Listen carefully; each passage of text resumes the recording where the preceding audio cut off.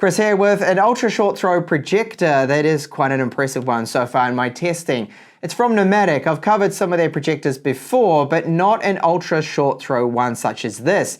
So this model is the P2000, and you can see currently behind me it's projecting at almost 120 inches. It's 4K HDR, it's a tri-laser setup, and the maximum brightness is 2500 ANSI lumens. That is why it is so visible right now, even with my bright studio lights on. Now this model does have built-in speakers. They are 25 watts each of them. There's two of them, and they are Harman Kardon tuned. They support Dolby Audio and DTS. They sound pretty impressive considering they're just built-in speakers, and they can certainly fill a room, at least the size of my studio.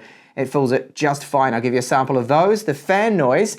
Now it does also have 4 keystone correction and also warp correction too with this particular model, and eye protection. So if anyone gets too close to the laser, it's going to be dimming that image to help prevent damage to your eyes.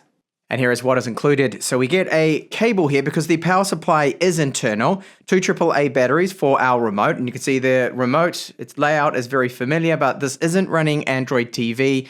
It's not built into it, but this is to go through their menu and still control it. You've got your controls there for the focus, menu, OK, arrow keys, all pretty straightforward. The volume controls, quick start guide, and this is a support card. So I love the look of this Nomvdic P2000. I think it's very modern, and I like the red accent at the front, then with the golden edges, and then the way they have this modern design too. Just makes it stand out from the other projectors I've reviewed.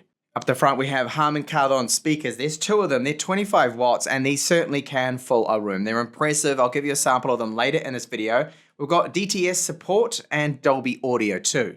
Just up the top, there is a touch power on button, and we have infrared just below that for the remote. The throw ratio is 0.22, so that's why it's an ultra throw. You can get it right up close to your screen. Now you can project from 100 to 150 inches, and the brightness, as I mentioned at the start there, it's 2500 ANSI lumens. Color gamut, well, 100% of BT 2020, and it is using ALPD tech. The lifetime of these lasers is rated to 20,000 hours, and this is where it projects out and up against your projector screen or your wall.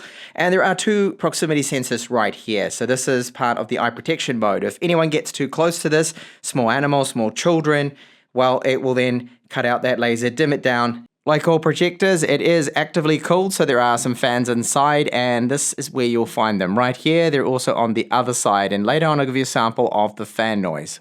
On the underside, there is a large rubber foot in the middle of it, which is at the front. And at the rear, we have these 2 adjustable feet there. So you can raise them up and down right here. And then the I/O. So we have a HDMI 2.0 that does support eARC. This is this port right here, HDMI 1, HDMI 2, HDMI 3, 2 USB, 2 Type A's, and they are 5 volts, 1.5 amps, 3.5 millimeter audio out, optical out for audio, and LAN. And because it's not running its own built-in Android TV, well, you have to use your own box. And for that, I'm using this here, which is a Dynalink. Now, this is Android TV with 4K support, but you can get something like the Fire Stick from Amazon. It's also very good if you go for that 4K Max model, would be ideal for a projector like this. For my setup, I'm using the Nomvdic with an ALR screen. Now, this is a rollable one, quite an expensive unit, but it will definitely improve that image quality so I can show you the best possible results out of the P2000. This here is our menu system. So you can see on the left we have all of our input sources, so the 3 HDMI ports. Remember that HDMI 1 supports eARC, local storage, and the 2 USB ports. File manager, apps. Now this is only applications that they have set up here for, mainly for the remote, you can see, and the Bluetooth pairing. So the other options you get with this are the settings. Now this is one of 2 settings menus. So this is more of a basic setup. And you can see your network time, basic settings in here like the projector arrangement, so front table, however you're going to have it. 4-corner adjustment, so you can use that to correct your keystone. So there's no auto keystone, there's no autofocus with it. It's all manual, and it makes sense because you'd have this in a fixed position. You're not going to be moving it about all the time. Now warping, this is something I really do like. Take a look at this. You have all of those different points, so you can individually go along and adjust. So if you want to pull one of these out a little bit, you select it and you can simply pull it in or out or move it all about there to try and get the best image quality. And as I mentioned, if you see some of them being a little bit off, it's probably more to do with my wide angle lens that I have to use to fit everything in. Zoom, the manual focus, eye protection mode. So this is if someone goes in front of it, too close to it, well, they're not going to damage their eyes because it's going to dim that image right down. Test pattern, very bright, looks good, and I love they're using that almost that retro style TV test pattern. Looks really good there. And that is it really for the settings. There's advanced, which are just a couple of other little things here, like the power on, the power source, power on tone. They call it ringtone for some reason. Firmware updates. I have checked this. I am on the latest version 1. That's it. There's no updates at the moment for it. And the other settings menu is this. If you push the settings button. So here the color mode, it has detected it as TV HDR. You can also use movie HDR. Wall color, so pink, yellow, blue, or off. I'm using off. Color temperature there. You can adjust this. Your settings there aren't available at the moment until you set that to a user setting, okay? So user will allow you to go and really fine tune that, the colors. But I'm going with what they have given me here, but I do prefer the TV HDR mode, so I'll put it back on that one because of the color temp, the 9300K. So down here you'll find there's some more options to do with color management. Primary color, red, that's by default. Light source level, test pattern. And then the menu at the top, if you go over one, advanced, you've got some more options in there. So there's a lot, the aspect ratio, HDR, the 3 times fast input. So when gaming, I enable this. Okay, so it just comes up with the screen too as well. If you want to, it's going to get rid of the geometry function. So that's when you keystone and all that stuff that if you set, but I won't do that at the moment. You've got HDMI settings there too as well, the HDMI version, 3D settings, audio settings, so this is basically an equalizer. Scrolling down here, the 4-corner adjustment, the warping, that you can all get from the main settings menu before you go into your sources. So there's a lot of tweaks in here, and I like to see this. I like to have options. 4K 60 frames per second HDR footage now, and this, oh wow, this is really good. It's incredible how good this looks. I am really impressed with those details that are coming through. I can't find any issues with the focus either. So the optics is looking excellent. It's not like blurry on one corner. Not to me, not where I am. Maybe on my camera, maybe something's coming through that doesn't quite look right. But I'm telling you in person here, I am really impressed with what I'm seeing here. Those details and those colors, fantastic. And remember, we've got BT 2020 with our color gamut coverage. And the 2500 ANSI lumens with the light on now. And that is right now I'm putting on 150 watt powerful light that is aimed straight at the screen. You can still see how good this looks. Now bear in mind too that, yeah, okay, I have the ALR screen. That is certainly helping. This makes this completely viewable because if it didn't have the screen right now, it would look a little more washed out. It certainly does aid in that image quality. With this test clip here, you can see that the contrast is excellent.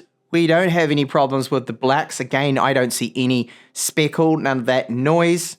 This is a very good example of it. Now, if you see little areas that would look like speckle, that's in fact the video with that black there. There are tiny little bits of that oil, the colored oil floating about, but it really does look great. I'm impressed with the colors, the color reproduction, the contrast, and as far as I can tell, so far using it, I can't see any issues at all with this image quality.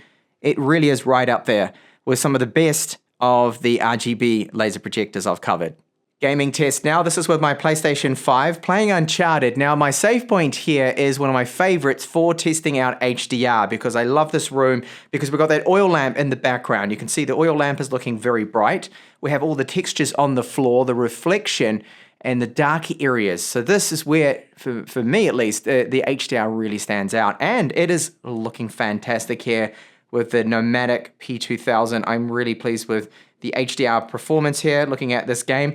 Now, what about input latency, input lag? Is it going to be an issue with this projector? Well, when I look to the left and the right, that is pretty much instantaneous there. Well, I'm not really noticing too much of a delay at all. So for console gaming, I do believe it is going to be just fine. But let's have a look at something that's a little bit more fast-paced, and that is Dirt 5. Looking very good, and no, I don't really see any problems at all either here with a more fast-paced, hectic game like this with Dirt 5. And again, just so immersive, having such a large, nice screen to look at, and the colors, the everything, and motion. This is the main thing too. Motion is looking very good. I don't see any ghosting, any blurring, any problems at all with that image. For gaming like this, it is good. And whoop, that's just my really bad driving there. Nothing to do with the latency.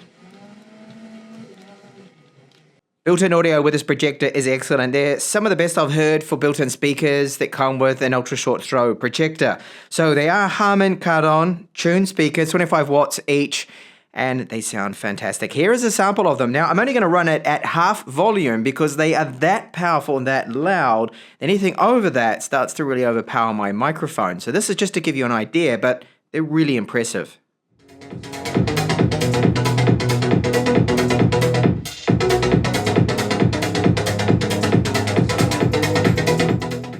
What about our fan noise? Well, it is very, very good, the fan noise. It's a constant RPM and not really that loud. So here's a sample of it. You don't really hear it. And if you're using the built-in speakers, you won't hear it.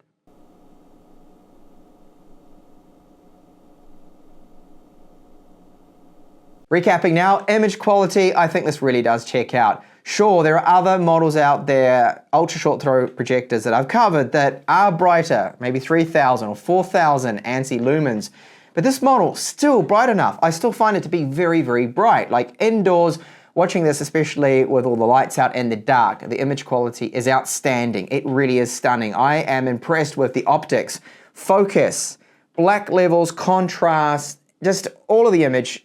The reds are not oversaturated. The last ultra short throw I covered and I reviewed, the reds were just too powerful, dominating, and I needed to turn them down, and even then it was still overpowering, but not with this projector here. I find they've balanced that image out really well. I'm impressed with the fan noise, the thermals, very good. The built-in speakers, excellent. They are powerful, they can fool a room. Everything is looking positive. Price point, $2,300. Yes, these are expensive projectors, 4K ultra short throw, but it's not expensive as the competition and you're getting that better image quality. I think the price is fair for what they're selling this for. Nomvdic. Cons, really it's something quite minor. It doesn't come with built-in Android TV. It would have been nice if it had it, but a lot of the projectors that have built-in Android TV, often I find that Netflix support is very patchy, doesn't support it. So get yourself an Amazon Fire TV stick, one of those, the 4K model, the 4K Max model would be ideal, or an Android TV box like what I'm running that supports Netflix, 4K, Amazon Prime Video 4K, all of your favorite streaming apps, and it's gonna be just fine for that. Gaming as well, really impressive. I am impressed overall, as you probably gathered from this projector, that it is really good, and it does get a thumbs up from me, the Nomvdic P2000. Thanks a lot for watching this video.